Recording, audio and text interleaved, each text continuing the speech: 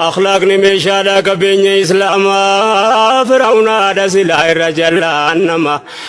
وتمني جدو كوا خلقوانما موسى دفارون انجد قفتا الرحمن جج بريف فردادقات أسواما حالا بريف قرانا نودما نمني إسلاما حالا غاري دمبكما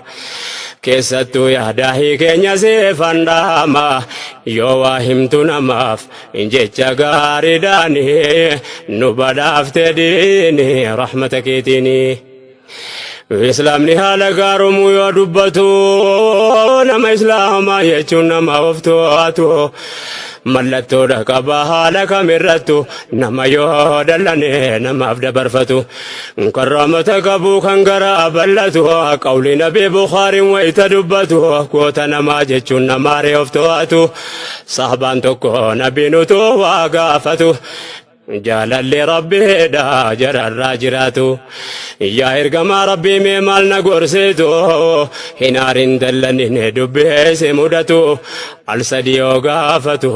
kanuma dhaamaniif nu badhaafte diini rahmata keetiini laka alhamdu rabbi arjooma keetiini nu badhaafte diini rahmata keetiini gaaf tokko siyaab ibnu keeysitti dubbatu saaba saaniiti rabbi irraa jaallatu haala isaarraa himan namni irraa baratuuf jedha waa lama qabda waan rabbi jaallatu garaa bal'inaa fi ammas hin jarjartu garuu jira wanti dallanuuni taatu yeroo wanta haaraniif rabbi jecha taatu gaafa namni daangaa rabbi tarkaanfatu yoos dallanta diini miidhamuun hin taatu utuun abbaa qabu waraabessi nyaatu nabiin haajaa ofiitiin harree takkumaatu yoo diiniin tuqame dallansuu hammaatu numa gurraacha jedhan fuulumti isaaniitu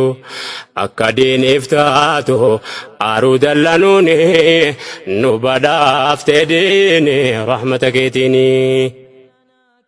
nabiyyicha keenya irra jiraatu rahmanni fakkeenya dhagahii dallansuu isaani